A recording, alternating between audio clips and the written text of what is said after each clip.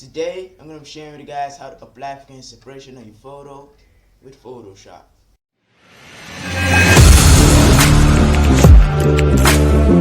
Audio Jungle. Hey guys, welcome back to Speak IQ. My name is Alex and this is the YouTube channel improving you on your editing skills. For more content like this, make sure to subscribe and hit the notification bell so you'll be the first to be notified anytime I post brand new content. Yeah, so guys, welcome to Photoshop. We're here, and not to waste your guys' time, just gonna go over to my background and click Ctrl J or Command J on Mac. Then double tap this, turn it to skin tone. Yeah, skin tone, so that's pretty looking good. Yeah, so you move over to convert to smart object, then it's converted already. So what you want to do now is duplicate layer, then this you're gonna name it skin texture.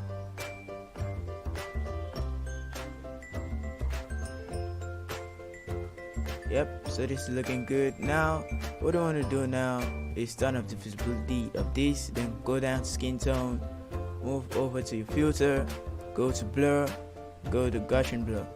So now as you can see, this is gonna be looking good on this image, but now I'm just gonna increase this a little bit to 20 is enough for a close-up picture.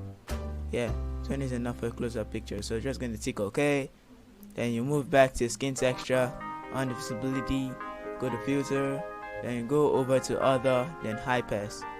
So high pass, if you guys are wondering what high pass is, it gives details to the skin, so the blur won't just make it look too smooth. Yeah, so I think 1.6 would be good for me. Yeah, 1.6 is good.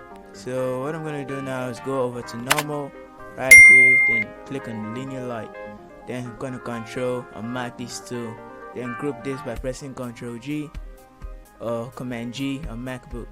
So what you want to do now is add new layer mask, so just click on that, and to invert the layer just click your Ctrl I, and you've inverted the layer.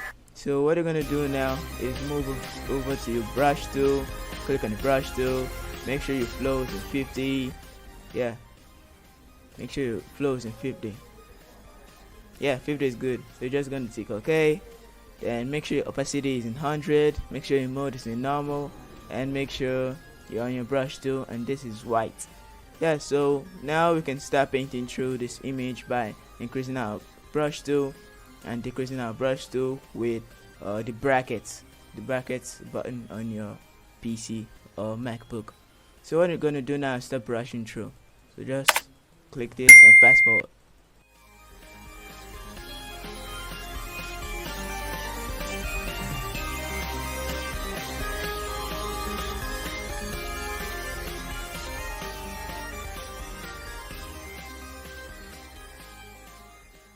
And yep, we are done with our image. This is what our image looked like before, and now look, this is what it looks like. Yep, so thank you guys for watching. If you guys enjoyed this episode, you guys should click the like button, hit subscribe, and don't forget to watch more videos, because in our next video I'm gonna be teaching you guys how to apply actions on your photo. So thank you guys, see you in the next one.